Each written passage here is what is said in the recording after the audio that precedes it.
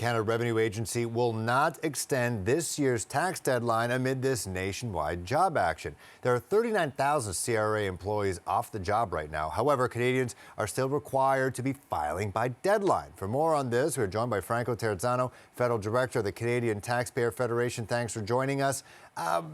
What kind of situation does this put just everyday Canadians trying to file their taxes in on time, despite the fact there's a strike going on?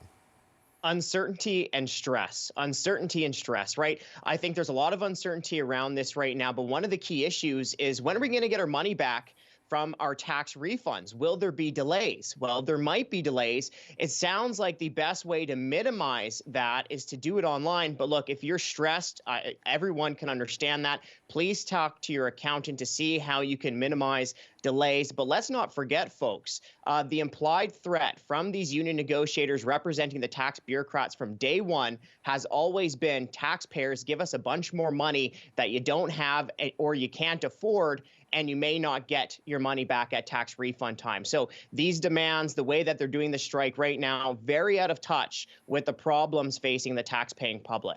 Right, because a lot of people do wait on those refunds. I personally, I got mine right before I went on a quick vacation. It was a big help. I could only imagine other people who really do rely on this maybe don't have an accountant, maybe don't know how to get to H&R Block to do their taxes. Could be a little intimidating.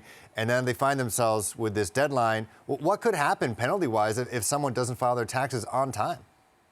Well, I don't believe that the penalty is being waived, right? So that's another big issue here. And just to go back to that point, I mean, so many people are struggling right now, right? How many families are out there worried about the price of gasoline when they fuel up to go to the work, or worried about the package of ground beef that they need for Friday dinner? How many people are worried about their mortgage payments going through the roof right now?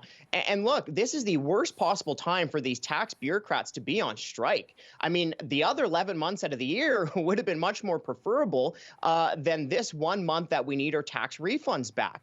And you know, they call themselves public servants, but who's serving who right now? Because the tax-paying public, we worked hard all year, and now we deserve to get our money back at tax refund time without delays, but they're choosing to strike. So they're in their 10th straight day now. We don't know when a deal could be reached. Let's say it's within the next week, and people do reach the deadline, they get their taxes in. In your opinion, when could people expect a return? Well, I don't have a crystal ball. It's really tough to tell how the strike is going to impact it. But let me talk about one more implication for us taxpayers, not just a potential delay in getting our own money back, but also a huge tax bill potentially if the government gives in to these demands. We've heard from the Treasury Board of Canada Secretariat that the PSAC, that's the union representing the vast majority of these bureaucrats, they were pushing for up to 47% compensation increases over 3 years when you look at the pay and the benefits they're demanding, and that would cost taxpayers $9.3 billion. So what I've been hearing, I haven't heard many Canadians have sympathy for many of these bureaucrats who are financially privileged. All right, Franco Terrazzano, we do appreciate you chatting with us, CB24 Live at noon.